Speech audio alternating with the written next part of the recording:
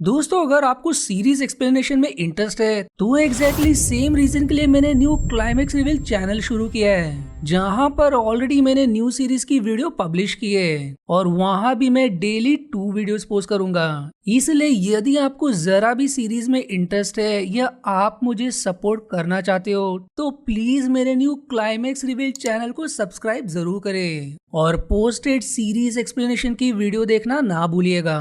तो चलिए अब शुरुआत करते हैं इस मूवी के एक्सप्लेनेशन से।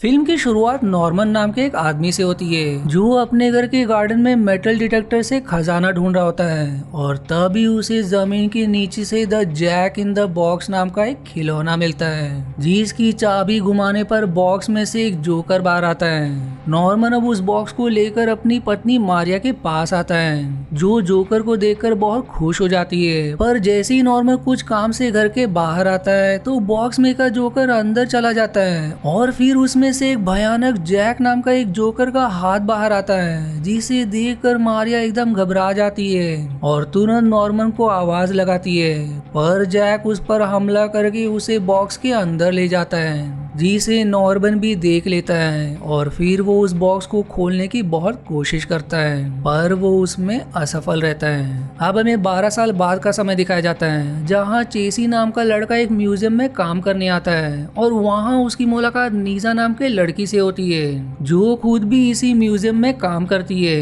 वो चेसी को स्टोर रूम में लेकर आती है, जहाँ डिस्प्ले पर लगाने के लिए सामान रखे होते हैं। वहीं उन्हें वो बॉक्स भी मिलता है, जहाँ एक पेपर में इसके पीछे ओनर का नाम लिखा होता है, पर वो उस पर ध्यान नहीं देते और चेजी बॉक्स को खोलने की कोशिश करता है, जहाँ वो बॉक्स के ऊपर बने 4 अल्फाबेट में से एक को घुमाता है और उसके ऐसा करते ही वो चारों अल्फाबेट अपने आप घूमकर जैक लिख जाते हैं और उसकी चाबी भी सामने आ जाती है। चेजी अब जैसे ही उस चाबी को घुमाता है उसके अंदर से एक जोकर बाहर आता है, जिसे देख वो दोनों भी एकदम डर जाते हैं, पर फिर भी ये चेसी को काफी अच्छा लगता है और फिर वो उसे डिस्प्ले पर लगाने का सोचता है। इस पर लीजा कहती है कि मैं एक एक्सपर्ट डेविड को जानती हूँ जो हमें बता सकता है कि ये बॉक्स असली है या नहीं। अब रात को म्यूजियम में 2 चोर चोरी करने आए होते हैं, जिनकी नजर उस बॉक्स पर होती है जो खुला होता है और उसके ऊपर उस बॉक्स का जोकर भी होता है, जिसे देख चोर उसका मजाक उड़ाने लगता है। पर तभी उस जोकर के बदले वहाँ जैक आ जाता है, जो उन दोनों को मारकर अपने साथ बॉक्स के अंदर ले जाता है और उन दोनों के मरते ही उस बॉक्स पर बने डायलर में 2 लिख जाता है।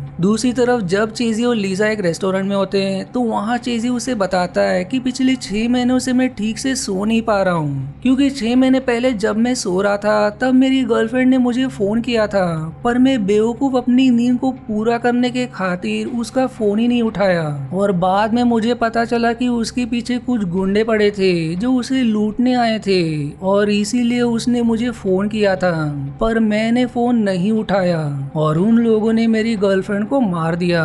तब से मुझे हर रात वही सपना आता है। जो सुनकर लीजा काफी दुखी हो जाती है। फिर अगले दिन जब चेजी म्यूजियम आता है तो वहाँ उसे सारा सामान बिखरा दिखाई देता है, इसलिए वो तुरंत लीजा को फोन करके कहता है कि यहाँ चोरी हुई है, इसलिए मुझे सीसीटीवी की फुटेज देखनी है ताकि चोर का पता चल सके। जिस पर लीजा कहती है कि इसका कोई फायदा नहीं होगा क्योंकि सारे सीसीटीवी कैमरा खराब है। हमारी मैनेजर रिचल काफी कंजूस भी है, इसलिए उसने सीसीटीवी कैमरास को कभी दुरुस्त नहीं कराया।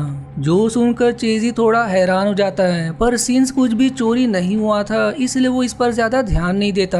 अब म्यूजियम में डेविड आया होता है, इसलिए चेजी उसे वो बॉक्स दिखाता है, जिस पर डेविड कहता है कि ये बिल्कुल असली है, इसे कम से कम 100 से 200 साल पहले बनाया गया था। बच्चे ऐसे बॉक्स को खिलौनों की तरह प्रयोग करते हैं, लेकिन कहीं कहीं इस बॉक्स का प्रयोग ब्लैक मैजिक करने वाले भी करते हैं। जो लोग इसे डीमन इन द बॉक्स भी कहते हैं, क्योंकि कहा जाता है कि इसमें का जोकर जो भी इस बॉक्स को खोलता है उसको छोड़कर 6 लोगों को मार देता है, जिसके बाद वो फिर से बॉक्स के अंदर बंद हो जाता है। अब इससे ज्यादा मैं कुछ और नहीं जानता, पर इसके बारे में और जानकारी मॉरिस नाम के डिमोनोलॉजिस्ट दे सकते हैं, जो सुनकर चेजी की दिलचस्पी इस बॉक्स के प्रति और बढ़ने लगती है। फिर अब जब म्यूजियम में ग्वेन नाम की विजिटर आती है, जो जैसे ही उस बॉक्स के पास आती है तो कमरे की बिजली चली जाती है और फिर जैक बॉक्स में से निकलकर उसे भी मार देता है, जिसके बाद वो उसे बॉक्स के अंदर ले जाता है और अब डायलर 3 पर सेट हो जाता है।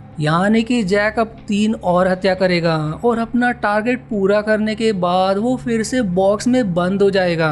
फिर अगले दिन जब चेजी म्यूजियम आ रहा होता है तो उसे रास्ते में 3 लोगों के मिसिंग पोस्टर्स दिखाई देते हैं, जो कि ग्वेन और उन दोनों चोर के ही होते हैं। अब ये देख उसे हैरानी होती है कि अचानक लोग कहाँ गायब हो रहे हैं, जिसके बाद वो म्यूजियम आ जाता है। अब उस बॉक्स के बारे में और जानने के लिए वो गूगल पर जैक इन द बॉक्स के ओरिजिन के बारे में सर्च करने लगता है और वहीं वो बॉक्स भी होता है। और तभी जोकर जो दूसरी तरफ देख रहा था वो अपना मुंह घुमाकर चेजी की तरफ कर लेता है, जो देखकर चेजी काफी डर जाता है। जिसके बाद वो उस बॉक्स को उठाकर जहां प्रदर्शनी करने के लिए खिलौने रखे होते हैं उनके साथ रखकर बाकी विजिटर को भी घर जाने को कह देता है, क्योंकि तब तक 5 बज गए थे और ये समय म्यूजियम के बंद करने का होता है। और चेजी भी अपने घर के लिए निकल जाता है। पर वहीं म्यूजियम में बस मैंडी नाम की फीमेल बची होती है, जो यहाँ सफाई का काम करती है। और जैसे ही वो बॉक्स के पास सफाई करने आती है तो उसे जोकर की शक्ल काफी डरावनी लगती है, जिस पर वो उसका मजाक उड़ाने लगती है।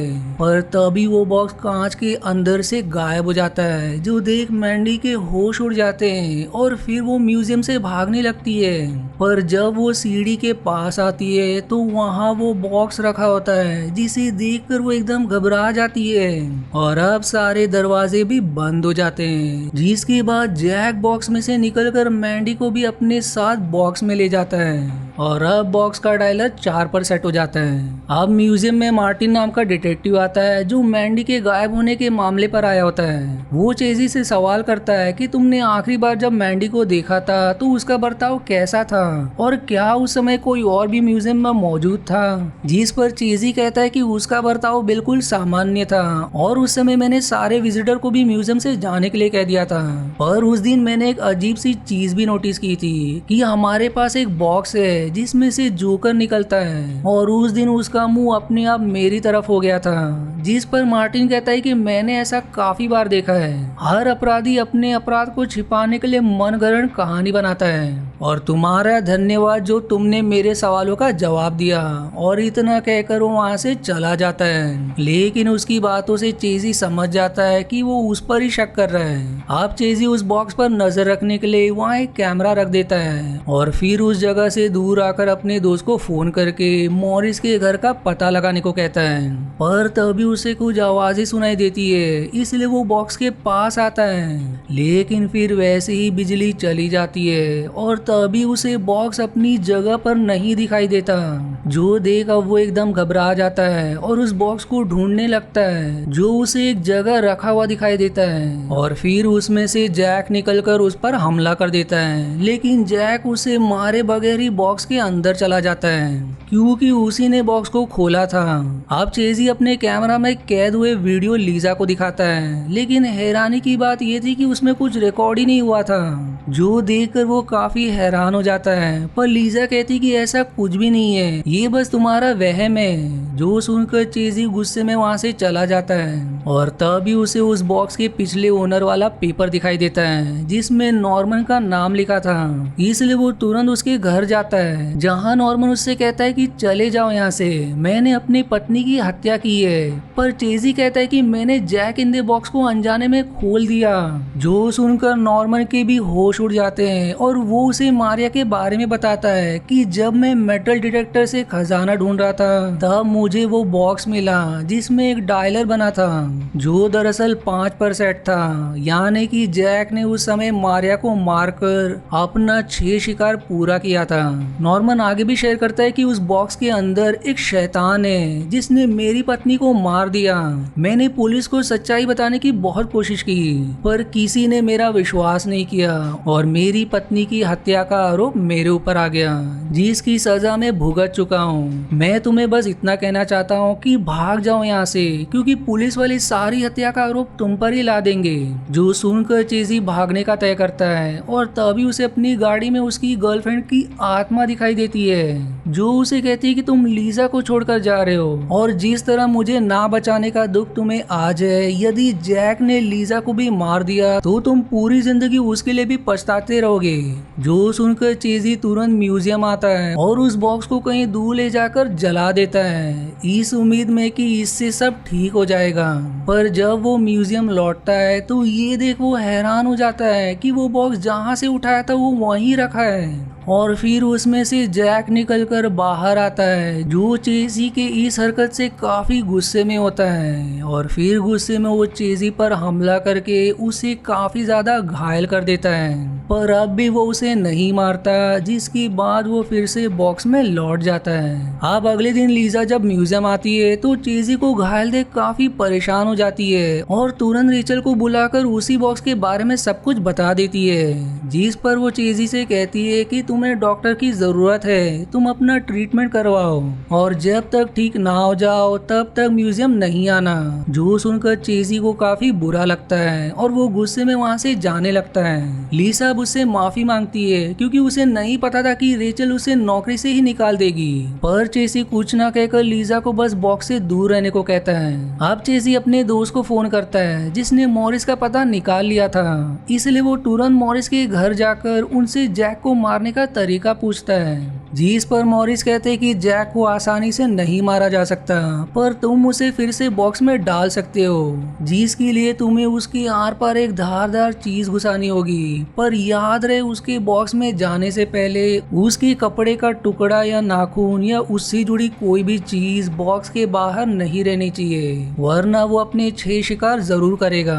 अब ये सुनकर चेजी तुरंत म्यूजियम के लिए निकल जाता है पर जब तक ये बातें कर रहे थे उतने में ही जैक ने रेचल को भी मारकर अपने बॉक्स में डाल लिया होता है और अब बस उसे एक ही शिकार की जरूरत होती है। फिर कुछ समय बाद लीजा म्यूजियम आती है जहां उसे रेचल का कटा हुआ पैर और पूरा कमरा खून में सना मिलता है जिसे देखकर उसके रूह कांप जाते हैं, इसलिए वो तुरंत पुलिस को फोन कर देती है। पर तभी बॉक्स में से जैक बाहर आता है जो अब उस पर भी हमला करने के लिए बढ़ता है। लीजा अब उससे कैसे तो बचकर भागने की कोशिश करती है लेकिन अंत में वो उसे पकड़कर अपना पंजा उसके पेट में घुसा देता है जिससे वो काफी ज्यादा घायल हो जाती है। तभी म्यूजियम में चेजी आकर लीजा को ढूंढने लगता है जहां उसे सारा सामान बिखरा दिखाई देता है जिससे वो समझ जाता है कि यहाँ कुछ तो गड़बड़ हुई है। फिर तभी उसके सामने जैक आकर उसके मुंह पर पंजा मार देता है जिससे चेजी वहीं गिर जाता है जिसके बाद जैक लीजा को भी बॉक्स में ले जाने लगता है पर तभी वहाँ चेजी आकर एक तीर को जैक के आर पार कर देता है जिससे वो तुरंत कमजोर हो जाता है और बॉक्स अपने आप खुलकर जैक को अंदर घसीटने लगता है। लेकिन वो भी काफी चालाक होता है, वो अपना नाखून बॉक्स के ऊपर रख देता है जिससे जैसे ही बॉक्स बंद होता है उसका नाखून बाहर ही रह जाता है जिस पर चेजी का ध्यान नहीं जाता और तभी वहाँ मार्टिन पुलिस वालों को लेकर आ जाता है जो सभी रेचल को मृत और लीजा को घायल देखकर सबका जिम्मेदार चेजी को समझ लेते हैं और पुलिस वाले बेचारे चेजी को हथकड़ी पहनाकर अपने साथ ले जाते हैं जहाँ चेजी चिल्ला चिल्लाकर सभी से कह रहा होता है कि मैं निर्दोष हूँ लेकिन उसकी कोई नहीं सुनता। अब अगले सीन में लीजा मॉरिस के पास आकर कहती है कि मेरी मदद करो, मैं चेजी को निर्दोष साबित करना चाहती हूँ। पर मॉरिस कहते हैं कि उसे अब कोई नहीं बचा सकता, यदि तुम सच में उसकी मदद करना चाहती हो तो जैक को हमेशा के लिए खत्म कर दो। और जैक जब एक इंसान को मारता है तो वो 3 साल तक जीवित रहता है और उसने अभी 5 लोगों को मारा है, इसलिए तुम्हें बॉक्स को किसी ऐसी जगह छिपाना होगा जिससे कोई भी 15 साल तक उस बॉक्स को ना छुए। इसलिए लीजा उस बॉक्स को दफनाने चली जाती है। इधर मार्टिन चेजी को क्राइम सीन की फोटोज दिखाकर कहता है कि अपना अपराध मान लो कि तुमने ही रेचल को मारा है और तभी चेजी को एक फोटो में जैक का नाखून दिखाई देता है जिसे देखकर वो एकदम घबरा जाता है और मार्टिन से कहता है कि वो लीसा को मार देगा, उसे बचा लो। लेकिन अब भी वो उसकी बात नहीं मानता और फिर जैक जैक फिर से बॉक्स से निकलकर लीजा को भी अपने साथ ले जाता है, जिसके बाद डायलर 6 पर सेट होकर ये मूवी इसी हॉरर एंडिंग के साथ समाप्त हो जाती है। अब अगर आपको इसका अगला पार्ट देखना है तो या तो आपको इसका लिंक डिस्क्रिप्शन या कमेंट में मिल जाएगा, या तो मैं इसे जल्दी पोस्ट करूंगा।